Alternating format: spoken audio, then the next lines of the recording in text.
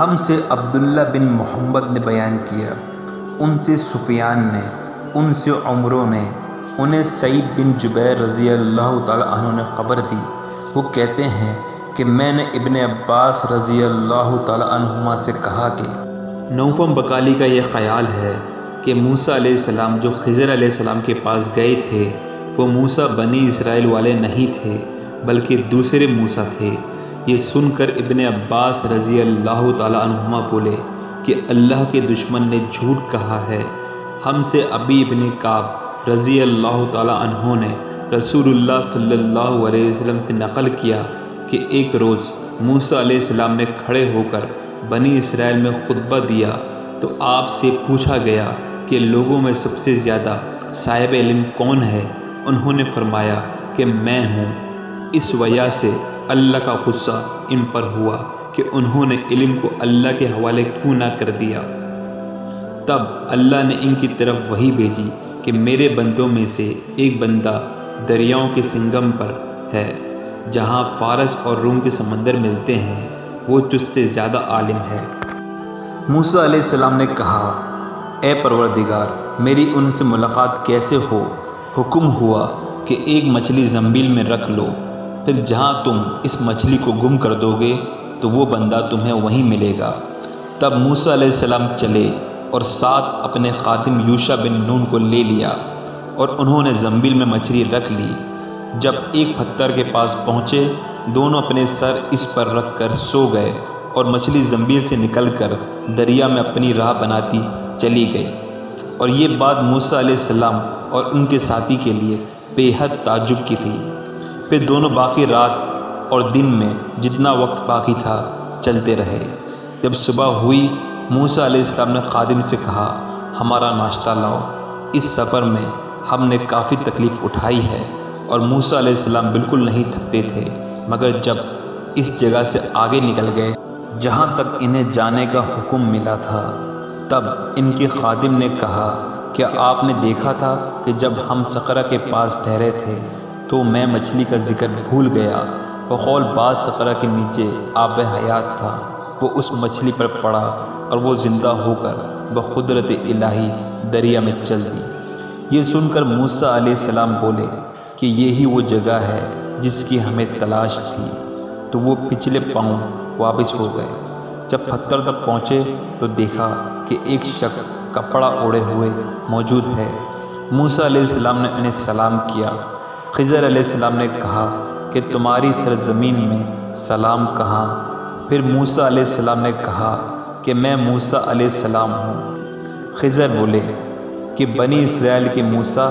انہوں نے جواب دیا کہ ہاں۔ پھر کہا، میں آپ کے ساتھ چل سکتا ہوں تاکہ آپ مجھے ہدایت کی وہ باتیں بتلائیں جو اللہ نے خاص آپ ہی کو سکھائی ہے۔ خضر علیہ السلام بولے کہ تم میرے ساتھ صبر نہیں کر سکو گے۔ ویسے موسیٰ، مجھے اللہ نے ایسا علم دیا ہے جسے تم نہیں جانتے، اور تم کو جو علم دیا ہے اسے میں نہیں جانتا۔ اس پر موسیٰ علیہ السلام نے کہا کہ اللہ نے چاہا تو آپ مجھے صابر پاؤ گے اور میں کسی بات میں آپ کی نافرمانی نہیں کروں گا۔ پھر دونوں دریا کے کنارے کنارے پیدل چلے۔ ان کے پاس کوئی کشتی نہ تھی کہ ایک کشتی ان کے سامنے سے گزری تو کشتی والوں سے انہوں نے کہا کہ ہمیں بٹھا لو۔ خضر علیہ السلام کو انہوں نے پہچان لیا اور بغیر کرائے کے سوار کر لیا۔ اتنے میں ایک چڑیا آئی اور کشتی کے کنارے پر بیٹھ گئی۔ پھر سمندر میں سے اس نے ایک یا دو چونچیں ماری۔ اسے دیکھ کر خضر علیہ السلام بولے کہ اے موسیٰ، میرے اور تمہارے علم نے اللہ کے علم میں سے اتنا ہی کم کیا ہوگا جتنا اس چڑیا نے سمندر کے پانی سے۔ پھر خضر علیہ السلام نے کشتی کے تختوں میں سے ایک تختہ نکال ڈالا۔ موسیٰ علیہ السلام نے کہا کہ ان لوگوں نے تو ہمیں کرایہ لیے بغیر مفت میں سوار کیا، اور آپ نے ان کی کشتی کی لکڑی اکھاڑ ڈالی تاکہ یہ ڈوب جائیں۔ خضر علیہ السلام بولے کہ کیا میں نے نہیں کہا تھا کہ تم میرے ساتھ صبر نہیں کر سکو گے؟ اس پر موسیٰ علیہ السلام نے جواب دیا کہ بھول پر میری گرفت نہ کرو۔ موسیٰ علیہ السلام نے بھول کر یہ پہلا اعتراض کیا تھا۔ پھر دونوں چلے۔ کشتی سے اتر کر ایک لڑکا بچوں کے ساتھ کھیل رہا تھا۔ خضر علیہ السلام نے اوپر سے اس کا سر پکڑ کر ہاتھ سے اسے الگ کر دیا۔ موسیٰ علیہ السلام بول پڑے کہ آپ نے ایک بے گناہ بچے کو بغیر کسی جانی حق کے مار ڈالا۔ غضب ہو گیا۔ خضر علیہ السلام بولے کہ میں نے تم سے نہیں کہا تھا کہ تم میرے ساتھ سوار نہیں کر سکو گے؟ ابن عیینہ کہتے ہیں کہ اس کلام میں پہلے سے زیادہ تاکید ہے، کیونکہ پہلے کلام میں لفظ لقا نہیں کہا تھا، اس میں لقا کا زائد ہے جس سے تاکید ظاہر ہے۔ پھر دونوں چلتے رہے حتیٰ کہ گاؤں والوں کے پاس آئے، ان سے کھانا لینا چاہا، انہوں نے کھانا کھلانے سے انکار کر دیا۔ انہوں نے وہیں دیکھا کہ ایک دیوار اسی گاؤں میں گرنے کے قریب تھی۔ خضر علیہ السلام نے اپنے ہاتھ کے اشارے سے اسے سیدھا کر دیا۔